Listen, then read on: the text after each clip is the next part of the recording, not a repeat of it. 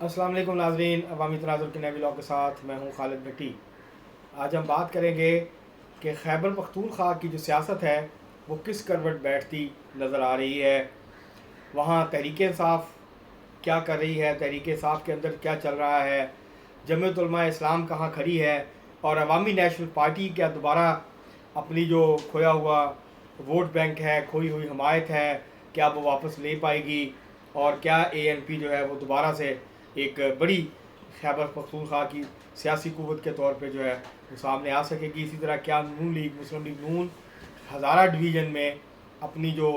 اس کو شکست کا سامنا کرنا پڑا ہے، اس کو بہت زیادہ نقصان ہوا ہے، کیا وہ واپس ری گین کر پائے گی یا نہیں، یہ آج کا ہمارا موضوع ہے۔ اس کے اوپر آج ہم آج کے اس ولاگ میں بات کریں گے۔ اس سے پہلے کہ ہم اپنے موضوع کی طرف بڑھیں، آپ سے گزارش ہے کہ اگر آپ نے ہمارا چینل عوامی تناظر ابھی تک سبسکرائب نہیں کیا، اس کو سبسکرائب کر لیں۔ آپ کو ولاگ پسند آئے اس کو شیئر کریں، لائک کریں، اور مہذب انداز سے اپنی رائے کا اظہار کریں۔ بیل آئیکن ضرور دبا دیں، ٹلی ضرور کھڑکا دیں۔ اب ہم بڑھتے ہیں اپنے آج کے موضوع کی طرف۔ خیبر پختونخوا میں 8 فروری کے انتخابات کے بعد تحریک انصاف نے دوبارہ حکومت بنائی، اور بہت اکثریت سے، 2/3 اکثریت سے بھی زیادہ تحریک انصاف کے پاس اس وقت وہاں پہ ہیں۔ سنی اتحاد کونسل کے جو بھی گئے، علی امین گنڈا پور چیف منسٹر بنے، اور اس کے بعد وہاں پر گروپنگ جو ہے وہ شروع ہوئی، اور تحریک انصاف کے اندر اس وقت خیبر پختونخوا میں 3 سے 4 گروپ موجود ہیں جو کہ علی امین گنڈا پور کے خلاف ہیں، علی امین گنڈا پور کی مخالفت کرتے ہیں۔ علی امین گنڈا پور کا اپنا گروپ ہے، اور اس طرح جو تحریک انصاف ہے اس کے اندر کھینچا تانی تو جاری ہے، لیکن اس وقت کیونکہ عمران خان صاحب جو ہیں جو جیل میں ہیں، اڈیالہ جیل میں، وہ علی امین گنڈا پور کی حمایت کر رہے ہیں، وہ علی امین گنڈا پور کے پیچھے پوری طرح سے کھڑے ہیں، ان کی مکمل حمایت جو ہے وہ علی امین گنڈا پور کے ساتھ ہے، کیونکہ عمران خان صاحب یہ سمجھتے ہیں کہ جب بھی اسٹیبلشمنٹ کے ساتھ کوئی معاملہ طے کرنے ہوں گے یا طے ہوں گے تو اس میں علی امین گنڈا پور بحیثیت وزیر اعلیٰ خیبر پختونخوا اہم کردار ادا کریں گے۔ اور علی امین گنڈا پور جو ہیں وہ ظاہر ہے اسٹیبلشمنٹ کے ساتھ ان کے قریبی روابط ہیں، اور جو بشرا بی بی کی، علیمہ خان کی، اور عظمیٰ خان جو عمران خان کی بہنیں ہیں، اور بشرا بی بی جو ان کی جو ہے وہ زوجہ محترمہ ہیں،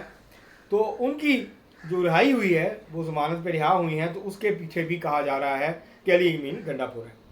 اور علی امین گنڈا پور کی کوششیں ہیں۔ تو بہرحال اب بشرا بی بی پشاور چلی گئی ہیں، تو وہاں پر جو ہے تحریک انصاف کے اندر کھینچا تانی ضرور موجود ہے، لیکن اس وقت علی امین گنڈا پور تحریک انصاف میں مضبوط پوزیشن میں ہیں، اور ان کے عمران خان صاحب کے ساتھ بھی تعلقات ٹھیک ہیں، اور ان کے اسٹیبلشمنٹ کے ساتھ بھی تعلقات جو ہیں وہ ٹھیک ہیں۔ تو ابھی ان کے جانے کا تو کوئی امکان نہیں ہے، اگر انہوں نے اچھے بچوں کی طرح وہ کام کرتے رہے اور انہوں نے تعاون کیا۔ اگر تعاون نہیں کیا تو پھر معاملات جو ہیں ان کے لیے خراب ہو سکتے ہیں۔ لیکن مولانا فضل الرحمان صاحب یہ چاہتے ہیں کہ علی امین گنڈا پور زیادہ عرصہ چیف منسٹر نہ رہیں، اور اس حوالے سے وہ اسد کیسر اور کچھ دیگر لوگوں کے ساتھ مل کے یہ کوشش کر رہے تھے کہ ان کے خلاف ایک بڑا محاذ بنایا جائے، ایک بڑا گروپ جو ہے اس کو کھڑا کیا جائے، کیونکہ جو اسد کیسر ہیں وہ اپنے بھائی کو وزیر اعلیٰ خیبر پختونخوا بنانا چاہتے ہیں۔ اسی طرح آصف خان جو ہیں اور شہرام ترکئی جو ہیں یہ بھی علی امین گنڈا پور کے خلاف ہیں۔ مالاکنڈ کا جو گروپ ہے، جنید اکبر جس کی قیادت کر رہے ہیں، وہ بھی علی امین گنڈا پور کے خلاف ہے، لیکن ابھی یہ سب خاموش ہیں، سارے گروپ خاموش ہیں، کیونکہ عمران خان صاحب کی ان کو حمایت حاصل ہے۔ تحریک انصاف ابھی جو حالیہ بلدیاتی ضمنی انتخابات ہوئے ہیں اس میں کافی ڈینٹ پڑا ہے، کافی دھچکا لگا ہے تحریک انصاف کو۔ تحریک انصاف کئی اضلاع میں ہاری ہے، اور وہاں پہ اے این پی جو ہے وہ ابھر کے سامنے آئی ہے، اور سب سے زیادہ جو یہ ضمنی بلدیاتی انتخابات تھے ولیج کونسل کے،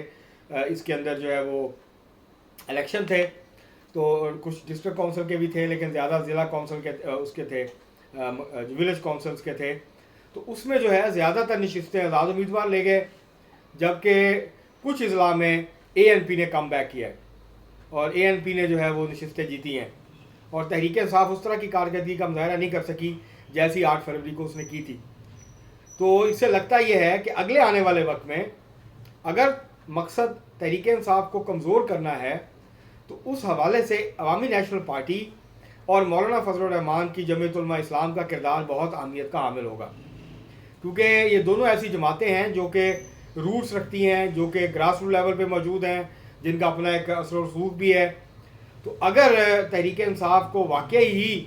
جو ہے وہ اسٹیبلشمنٹ جو ہے وہ کمزور کرنا چاہتی ہے تو پھر یہ دونوں بہت اہم ہو جائیں گے. ان دونوں کو سپیس دی جائے گی. جیسے ان کو سپیس ملے گی تحریک انصاف کی سپیس سکڑنا شروع ہو جائے گی. اور کیونکہ اس وقت صورتحال یہ ہے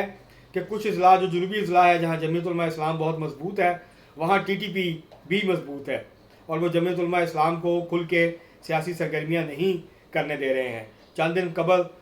سابق سینیٹر ہیں جمعیت علماء اسلام کے، ان کے گھر پہ مولانا صالح شاہ، ان کے گھر کے اوپر حملہ ہوا، ان کا گھر تباہ ہو گیا. ان کے افراد تو بچ گئے، فیملی بچ گئی، لیکن ان دھماکہ بھی ہوا اور فائرنگ بھی ہوئی، اور ان کا گھر جو ہے وہ مکمل طور پہ تباہ کر دیا گیا. تو یہ کوئی آسان نہیں ہے، لیکن جمعیت علماء اسلام کو جیسے جیسے سپیس ملے گی جمعیت علماء اسلام جو ہے وہ مضبوطی سے اپنے قدم جمائے گی اور تحریک انصاف کو ٹف ٹائم دینے کی پوزیشن میں آ جائے گی. اسی طرح جو پشاور ویلی کہلاتی ہے، نوشیرہ، مردان،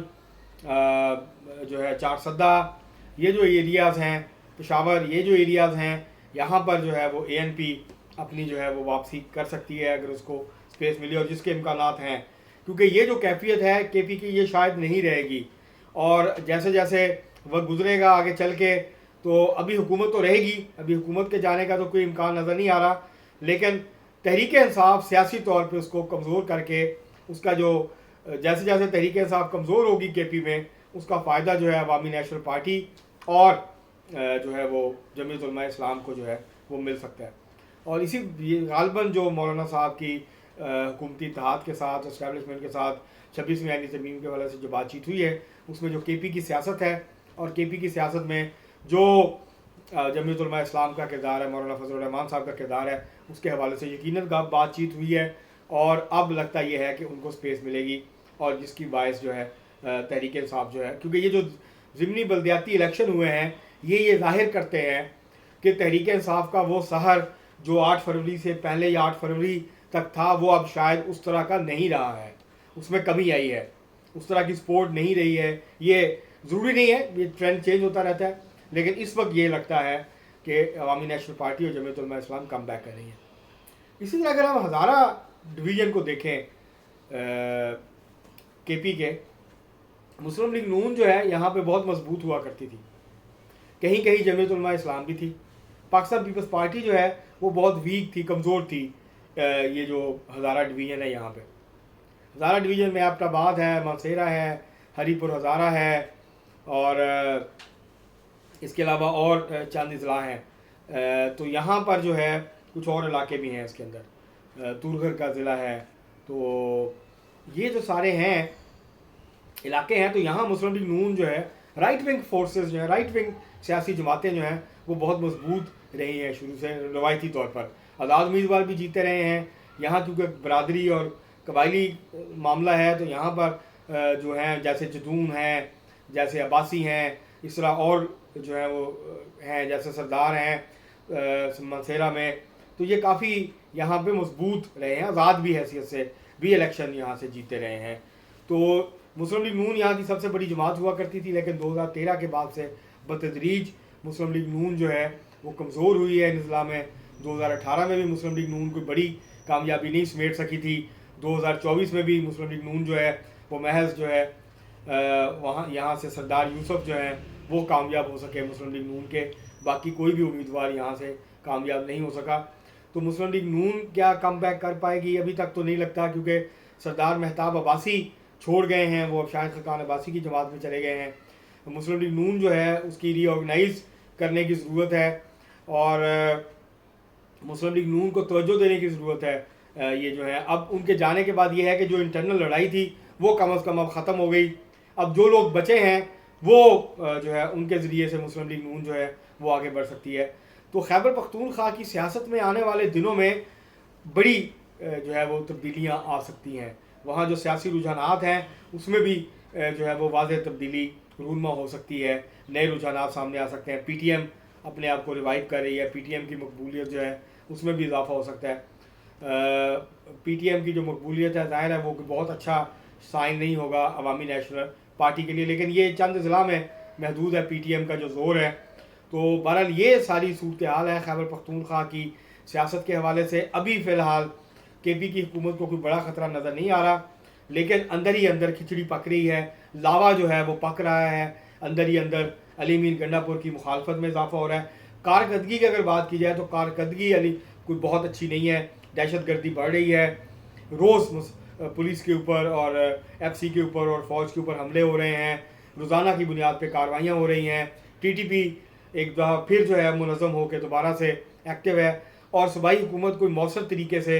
اس کا راستہ نہیں روک پا رہی، اور فوجی آپریشن جو ہے وہ روزانہ کی بنیادوں پہ اب ہو رہے ہیں.